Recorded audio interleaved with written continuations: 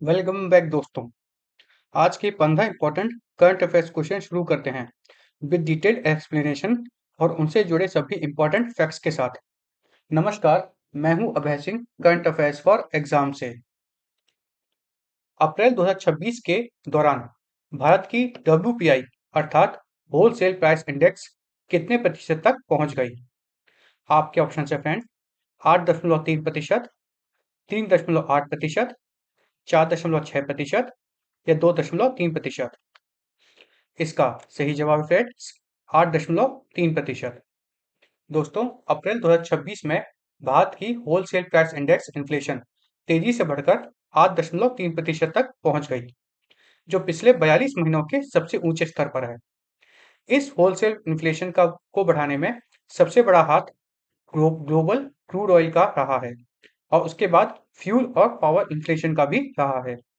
दूसरी तरफ consumer price जो इंडेक्स है, CPI पर आधारित रिटेल इन्फ्लेशन 3.5% के लगभग बढ़ा है, जो RBI के कंफर्ट टारगेट के अंदर है और जिसे RBI अपनी मॉनेटरी पॉलिसी तैयार करने के लिए यूज करता है। चलिए अगले प्रश्न पर आते हैं। भारत की Mumbai Ahmedabad bullet train corridor परियोजना का कौन सी तकनीक संचालित करती है? आपके ऑप्शन है फ्रेंड, TGV, मैग्लेव, शिंकासेन या यूरोस्टार। इसका सही जवाब है शिंकासेन। अब इस बारे में हम क्यों पढ़ रहे हैं फ्रेंड्स? क्योंकि भारत ने मुंबई अहमदाबाद कॉरिडोर के लिए अपनी पहली बुलेट ट्रेन का डिजाइन ऑफिशियली अनवील किया है, जिसमें जीरो फैटिलिटी रिकॉर्ड वाली जापानी शिंकासेन टेक्नोलॉजी का यूज किया गया है। अच्छा, मुंबई अहमदाबाद कॉरिडोर की जो लेंथ होगी वह 508 किलोमीटर के लगभग होगी। इस बुलेट ट्रेन के ट्रेन सेट को मेक इन इंडिया के तहत इंटीग्रल कोच फैक्ट्री चेन्नई में बनाया गया है और इसकी operational speed 320 kilometre per hour होगी। National high speed rail corporation के मुताबिक अगस्त 2027 तक अहमदाबाद वापी सेक्शन शुरू होने का टारगेट रखा गया है, जबकि दिसंबर 2029 तक पूरा कॉरिडोर ऑपरेशनल हो जाएगा। चलिए अगले प्रश्न पर आते हैं।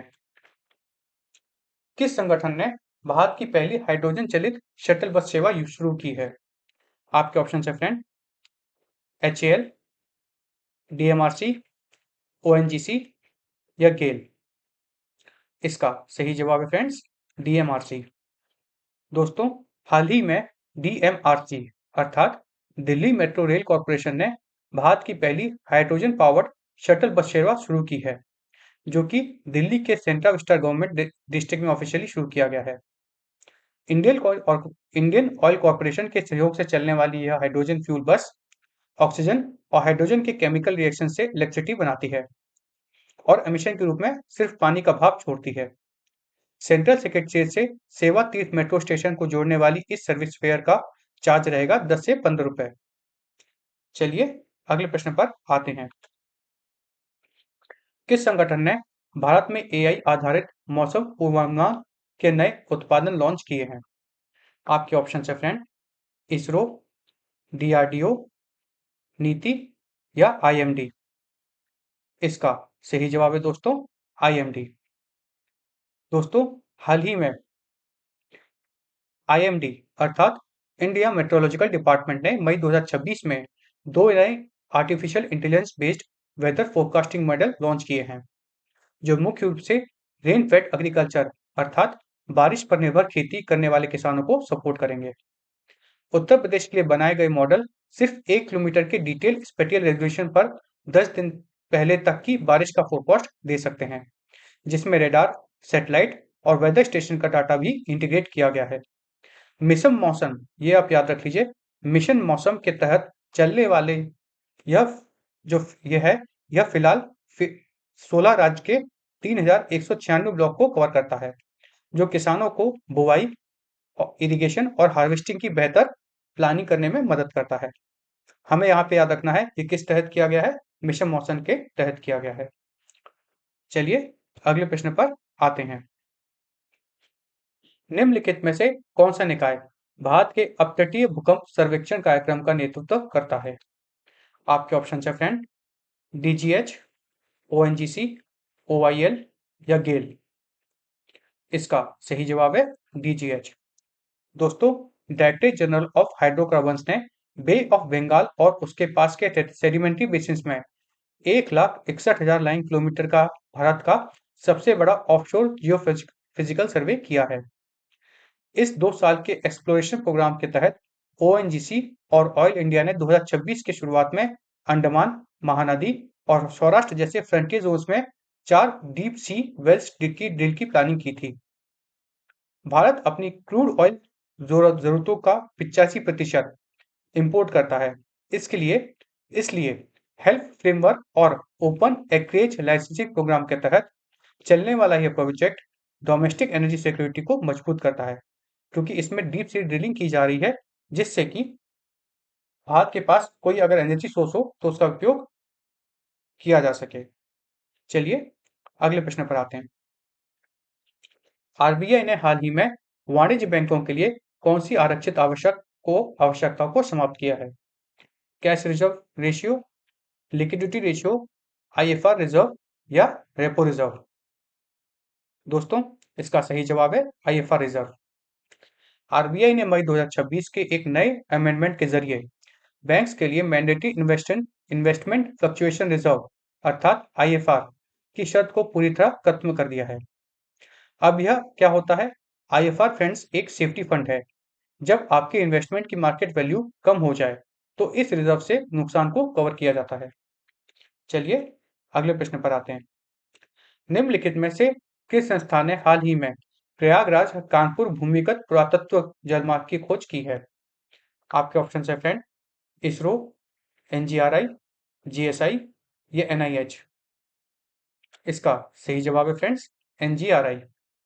दोस्तों, साइंटिस्ट ने प्रयागराज और कानपुर के बीच गैंगेटिक प्लेन्स के नीचे एक 200 किलोमीटर लंबी और 4 से 5 किलोमीटर चौड़ी वाली मैसिव अंडरग्राउंड पैलियो चैनल मतलब सूखी दफन नदी का रास्ता खोजा है।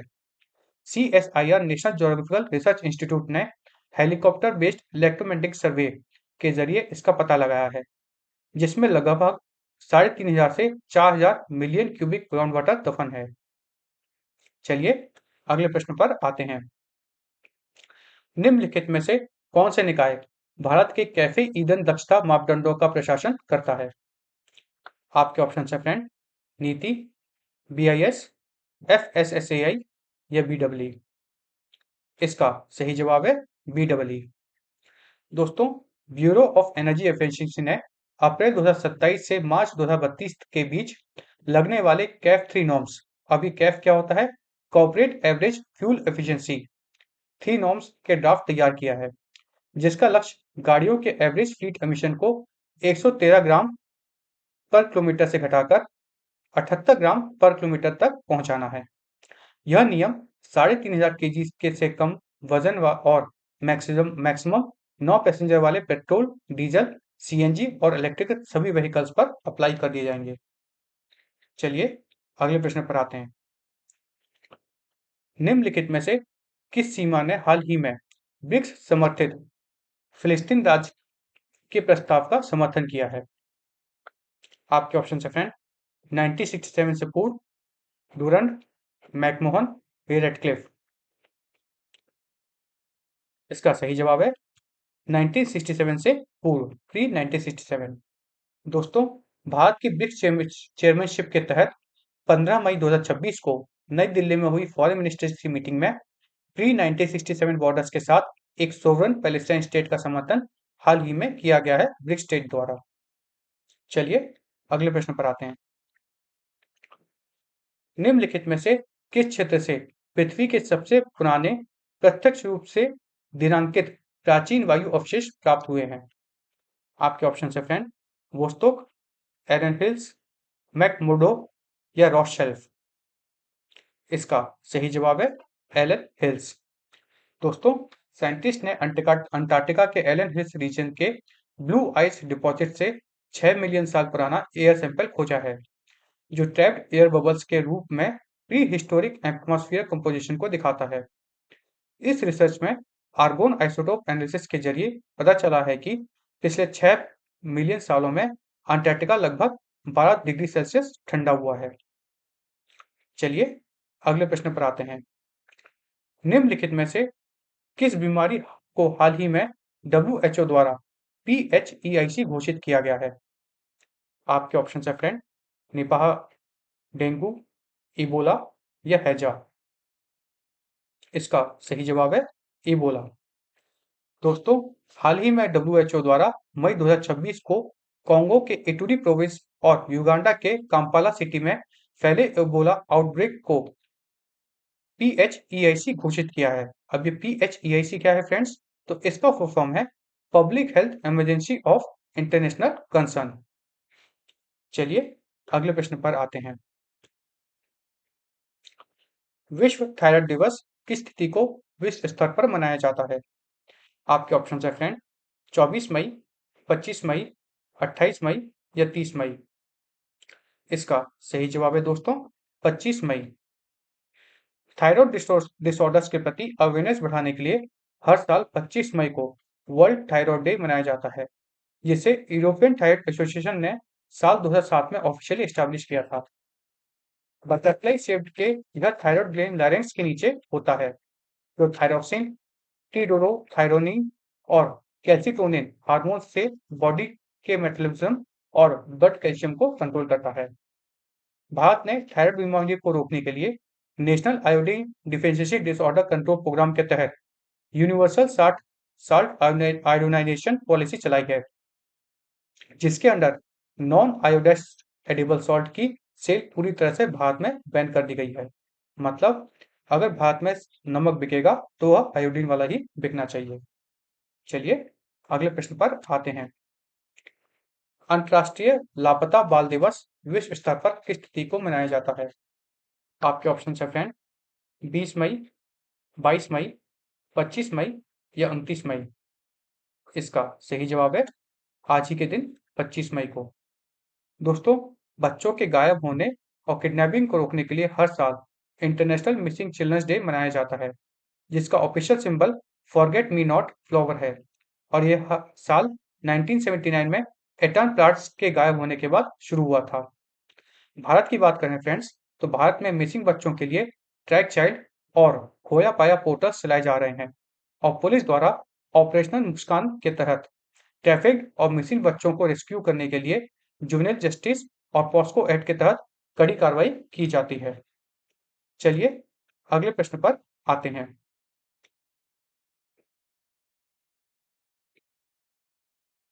कल का प्रश्न देखते हैं। कल हमने आपसे पूछा था, भारत EU मुक्त व्यापार समझौता किस वर्ष में राजनीतिक रूप से संपन्न हुआ? आपके ऑप्शन है फ्रेंड, 2023, 2024, 2025 या 2026। इसका सही जवाब है दोस्तों 2026। भारत और यूरोपियन यूनियन ने जनवरी 2026 में ऑफिशियली अपना free trade agreement politically conclude कर लिया था। चलिए अब कल के लिए प्रश्न देखते हैं। कल के लिए हमारा आपसे प्रश्न है, दत्तक प्रसव संबंधी मातृत्व लाभों के बारे में निम्नलिखित में से कौन सा खंड निरस्त किया गया था? मतलब which of the following section on adoptive maternity benefits was recently struck down?